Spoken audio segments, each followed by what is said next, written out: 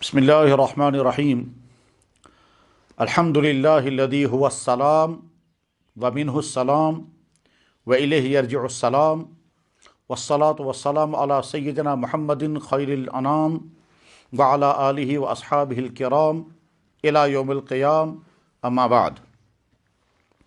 हज़रात, इस दुनिया में ज़िंदगी गुजारने के लिए जिन चीज़ों का होना ज़रूरी है उनमें जैसे हवा, जैसे पानी, जैसे ग़ज़ा, इसी तरह से ज़रिया आमदनी होना भी ज़रूरी है ताकि इंसान अपने ज़रिया आमदनी से अपनी ज़रूरियात की चीज़ें मुहैया करे।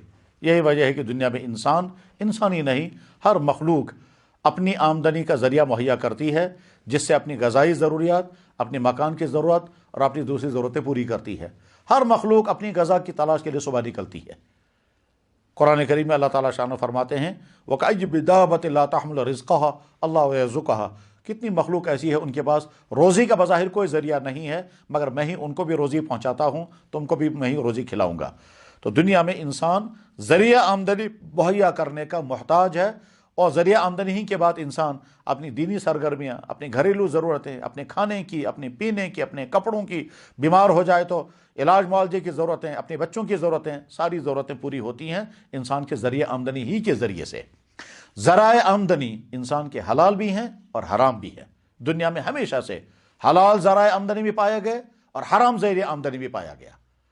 हलाल कमाने वाले हलाल की इतनी रियायत करते हैं कि ज़रा से मशकूक से अपने माल को ख़राब नहीं करना, और हराम ज़रिए से माल कमाने वाले भी तरह तरह से हराम ज़राए इख्तियार करके दौलत कमाते हैं। हमारा दीन इस्लाम इस सिलसिले में बहुत ज़्यादा हसास और तफसील के साथ अहकाम बयान करता है, जिसका खुलासा ये है कि इंसान अपने ज़रिए आमदनी को अच्छी तरह से चेक करे कि वह हलाल है कि न हराम है। कुरान ने इस बात को इतनी अहमियत दी है कि नबियों को हुक्म दिया गया कि हलाल और पाकीज़ा रोज़ी खाएं। या अय्युहर रसूल कुलू मिनत तय्यिबात, ए नबियो पाक साफ रोज़ी खाना। ज़ाहिर अंबिया अलैहिस्सलाम कहाँ हराम और गंदी चीज़ें खाएंगे, हराम चीज़ें और गंदी चीज़ें। ऐसा भी हो सकता है कि एक चीज़ बहुत साफ़ है मगर हराम ज़रिए से पहुँची है, और ऐसा भी हो सकता है एक चीज़ हलाल ज़रिए से आई है मगर है हराम। तो अल्लाह अपने नबियों से फरमा रहे हैं पाकीज़ा चीज़ें खाना, यानी ना हराम ज़रिए से आई हुई हो और ना वो चीज़ हराम हो, ना वो चीज़ गंदी हो। कुरान करीम में अल्लाह ताला फरमाते हैं या अय्युहल्लज़ीना आमनू ला ताकुलू अम्वालकुम बैनकुम बिल बातिल, ऐ ईमान वालो एक दूसरे का माल गलत तरीके से हड़प करके मत खाना। और अल्लाह के नबी अलैहिस्सलातु वस्सलाम ने इरशाद फरमाया हर फ़र्ज़ के बाद सबसे अहम तरीन फ़र्ज़ है हलाल कमाई, और हरामों में से हराम तरीन चीज़ एक है हराम ज़रिए आमदनी। हमारे नबी मोहम्मद रसूलुल्लाह सल्लल्लाहु अलैहि वसल्लम के बेशुमार कमालात और ख़ूबियों और अवसाफ में से एक बड़ा वस्फ़ ये बता कि आपने क़यामत तक पेश आने वाले तमाम बड़े और अहम वाक़यात को बयान कर दिया है। उन्हीं में से एक बात ये भी इरशाद फरमाई कि एक वक्त आएगा हर आदमी की तलाश और दौड़ धूप होगी कि मुझे पैसा ज़्यादा आए, हलाल आए या हराम, इसकी कोई परवाह नहीं होगी। बस हर आदमी ज़्यादा माल जमा करने की फ़िक्र में होगा और उसके लिए वह तरह तरह के गलत रास्ते इख्तियार करेगा। सयाती हदीस के अल्फाज इस तरह हैं सयाती अलन्नास ज़मानुन ला युबालिल मरउ मा उख़िज़ मिन्हु अब मिनल हलाल अब मिनल हराम।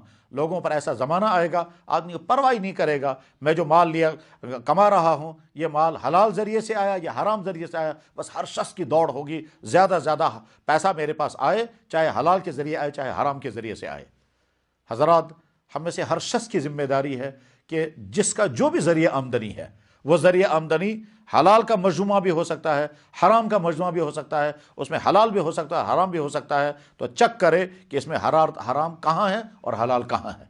हलाल है तो उसको शौक़ के साथ लिया जाए, और हराम है उससे बचने की फ़िक्र की जाए। हराम ज़रिए से पैसा कमाना और उसके बाद फिर उसको खाना, उसके कपड़े, उसका मकान, ये सारा का सारा इंसान अपने लिए ज़हर मुहैया करता है। हदीस में है अल्लाह के नबी अलैहिस्सलाम के इरशाद मुबारक है, आपने इरशाद फरमाया वो गोश्त जो हराम कमाई से तैयार हुआ उस गोश्त के लिए जहन्नम की आग ज़्यादा मुनासिब है। लाहमुन नबत मिन सुहत, वो गोश्त جو حرام دولت کھا کر کے تیار ہوا ہے، فالنار اولا بھی، جہنم اس کے لیے زیادہ بہتر ہے کہ جہنم میں وہ جلایا جائے وہ گوشت۔ تو انسان حرام ذریعے سے پیسہ کما کر کے وقتی طور پر خوشی محسوس کرتا ہے، لیکن انجام یہ ہوگا۔ حرام کی نحوست یہ ہے کہ انسان کتنی ہی دعائیں کرے، ہرگز دعائیں قبول نہیں ہو سکتی ہیں۔ اللہ کے نبی علیہ السلام کے ارشاد مبارک ہے کہ کتنے خاک آلود، تباہ حال، مصیبت زدہ انسان دعائیں کرتے ہیں اور دعا کرتے ہوئے کہتے ہیں یا اللہ یا اللہ یا اللہ، مگر اللہ تعالیٰ نہیں سنتے ہیں، اس لیے کہ اس کا کھانا حرام، اس کا پینا حرام، اس کا لباس حرام۔ فانا یستجاب مأکلہ حرام ومشربہ حرام وملبسہ حرام فانا یستجاب۔ رب اغبر اشعث یقول یا اللہ یا اللہ یا اللہ، کتنے تباہ حال، مصیبت زدہ، پراگندہ حال انسان پریشان حال ہو کر کے پھر یا اللہ کرتے ہیں، مگر اللہ تعالیٰ شان ان کی بات نہیں سنتے، کیونکہ ان کے پیٹ میں غذا حرام، ان کے جسم پر کپڑے حرام، ان کا پینا حرام، تو کیسے اللہ تعالیٰ سنیں گے؟ ہمیں سے ہر شخص کو چاہیے کہ وہ دیکھے کہ معاشرے میں حرام ذرائع سے دولت کمانے کے طریقے کیا کیا ہیں، ان سے اپنے آپ کو بچائیں۔ ہر آدمی سمجھ سکتا ہے، دکان پر بیٹھنے والا انسان حرام ذریعے سے کیا کیا جھوٹی قسمیں کھائے گا، خراب مال بیچے گا، صحیح مال بیچے گا، غلط ریٹ لگائے گا، ایکسپائر مال بیچے گا اور فریش کے نام پر بیچے گا، ملاوٹ کر کے مال بیچے گا۔ یہ اس کے ذریعے سے جو آمدنی آ رہی ہے وہ حرام ہے، چاہے وہ اپنی جگہ پر خوش ہو کہ میرے کسٹمر کو پتہ ہی نہیں چلا کہ میں نے کیا اس کیا بیچا۔ چیزیں بند کر کے بیچنے والا، اس میں اگر اچھی چیزیں بھی ہیں اور خراب چیزیں بھی ہیں، اور کسٹمر کو نہیں معلوم ہے کہ اس نے کیا مجھے دیا ہے، اور بیچنے والا خوش ہو کر کے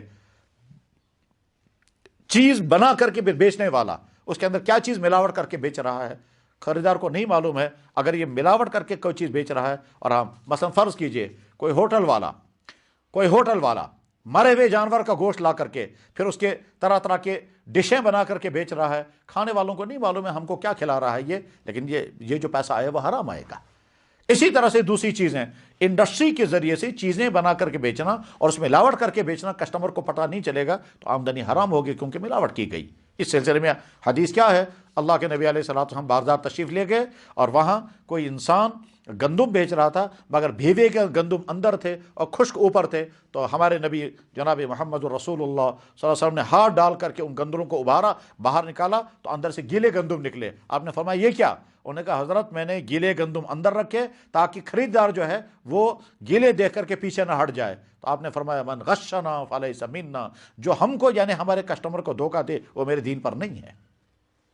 ملازمت کرنے والے، چاہے وہ گورنمنٹوں کی ملازمتیں کرتے ہوں، چاہے وہ پرائیویٹ فرموں کی ملازمتیں کرتے ہوں، چاہے وہ تعلیمی ادارے یا کسی اور ادارے میں ملازمت کرتے ہوں یا گھروں میں ملازمت کرتے ہوں، ان کی جو سیلری ہے وہ سیلری تبھی حلال ہوگی جب وہ کام پورا کریں، اور سیلری کے علاوہ اگر وہ کچھ اور لے رہے ہیں، چاہے گورنمنٹ کے دفتروں سے اڑا رہے ہوں، چاہے وہ پرائیویٹ اداروں سے لے رہے ہوں، چاہے وہ دکانوں سے اٹھا رہے ہوں یا گھروں کے ملازم گھروں سے لے رہے ہوں، وہ سارا حرام ہے۔ ہمارے معاشرے میں، ہمارے دفتروں میں رشوتوں کا جو سیلاب ہے وہ ہم سب کے سامنے ہے۔ ہر آدمی سمجھے، دیکھے کہ رشوتوں کے ذریعے سے، کرپشن کے ذریعے سے، جھوٹے بلیں بنا کر کے، مفلوق الحال انسانوں کے نام پر بل بنا کر کے ہم نے پیسہ کمایا، یہ حرام ذریعہ ہے آمدنی۔ اور اس میں سوسائٹی میں کیا کیا ہو رہا ہے یہ ہم سب کے سامنے ہے۔ ہمارے سامنے بھی بعض دفعہ تجربات آتے ہیں، اور دونوں قسم کے تجربات آتے ہیں۔ حلال کھانے والوں کے واقعات بھی عجیب عجیب ہوتے ہیں اور حرام کھانے والوں کے واقعات بھی عجیب عجیب ہوتے ہیں۔ ابھی کچھ عرصہ پہلے میرے پاس ایک نوجوان لڑکا آیا، اس نے کہا جی میرا والد کسی ڈپارٹمنٹ میں اس کام پر مامور تھا، اس کا کام تھا ملازموں کی تنخواہوں کی شیٹ بنانا، اور وہ تنخواہوں کی شیٹ بنا کر کے پھر ملازموں کو تنخواہیں دلواتا تھا، تو اسے وہ فراڈ کر کے گورنمنٹ کے خزانے سے وہ علاوہ پیسہ نکالتا رہتا تھا، لیکن اخیر میں ایک وقت میں یہ فراڈ پکڑا گیا اور وہ گرفتار ہو گیا، اور 20-25 لاکھ روپے کا جرمانہ اس کے سر پر چڑھ گیا۔ چونکہ وہ بدنام بھی ہو گیا تھا، بڑھاپے میں بھی تھا، اور ادھر سے پیسہ بھی اس کے سر پر چڑھ گیا، کیس ہو گیا، تو وہ شاید جیل میں جہاں وہ اریسٹ ہوتا وہیں اس کا ہارٹ اٹیک ہو گیا اور مر گیا، اور وہ پیسہ اس کے ذمہ باقی رہا۔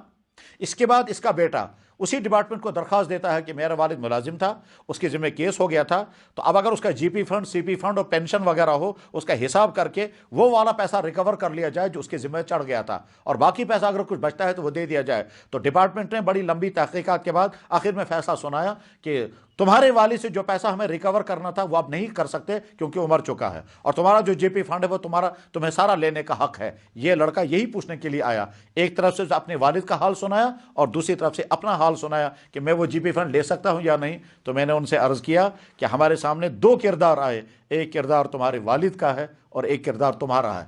تمہارے والد کا کردار آیا کہ آدمی حرام کمانے کے لیے کیا کیا کرتا ہے، اور ایک کردار تمہارا سامنے آیا کہ تم حرام سے بچنے کے لیے اور حلال کے لیے تم کیا سامنے لا رہے ہو۔ غرض یہ کہ ہم میں سے ہر شخص دیکھے کہ میرے پاس جو آ رہا ہے یہ حلال ہے یا حرام۔ میرے بھائی، حلال کم ہو اس میں خیر ہے، اس میں رحمت ہے، اس میں برکت ہے، اس میں عافیت ہے، اس میں شفا ہے، اور حرام بہت ہو وہ لعنت ہے، وہ مصیبت ہے، وہ زحمت ہے، وہ عذاب ہے، وہ دنیا میں بھی مصیبت ہے اور آخرت میں بھی مصیبت ہے۔ حرام کمانے والے اور حرام کھانے والوں کا برا انجام، اس کی واقعات بھی دیکھ لیں، اور حلال کمانے والے اور حلال کمائی کے ذریعے سے اپنے گھر چلانے والے ان کی خوشیاں بھی دیکھ لیں۔ یاد رکھیں، وہ مرغن غذائیں، وہ قسم قسم کے ٹیسٹ فل غذائیں جو حرام ذریعے سے آپ نے مہیا کی ہیں، ان سے 1000 گنا بہتر ہے وہ سیدھی سادی سوکھی روٹی، وہ سیدھا سادہ چشورو، وہ سیدھا سادہ ہاک اور چاول، وہ سیدھی سادی غذائیں، خشک روٹیاں، وہ بہت زیادہ بہتر ہے بمقابلے ان حرام کے مزیدار غذاؤں کے۔ وہ سیدھا سادہ کھدر کا کپڑا جو حلال ذریعے سے ہے وہ بہت رحمت ہے بمقابلے ان قیمتی سوٹوں کے جو آپ نے حرام ذریعے سے پیسہ کما کر کے۔ وہ سیدھی سادی جھونپڑی جو حلال ذریعے سے تیار کی گئی وہ عافیتوں والی ہے، وہ رحمتوں والی ہے، وہ برکتوں والی ہے، وہ صحت والی ہے، بمقابلے اس محل کے جس محل میں آپ نے طرح طرح کے فراڈ کر کے، طرح طرح کے کرپشنوں سے، طرح طرح کے دھوکے دے کر کے پھر پیسہ کمایا ہے اور اس سے وہ بلڈنگ کھڑی کی ہے۔ حرام کمائی سے بچیے، حلال کمائی کھانے کا اہتمام کیجیے۔ اس وقت کی اس مختصر سی گفتگو کا میسیج یہی ہے، اللہ کرے ہم جو کچھ کھائیں وہ حلال اور حرام سے ہمیشہ بچیں، کھانے کے حرام سے بھی بچیں، پہننے کے حرام سے بھی بچیں، کمائی کے حرام سے بھی بچیں، اور حلال پر اکتفا ہمیں نصیب ہو جائے۔ وآخر دعوانا ان الحمد للہ رب العالمین برحمتک یا ارحم الراحمین۔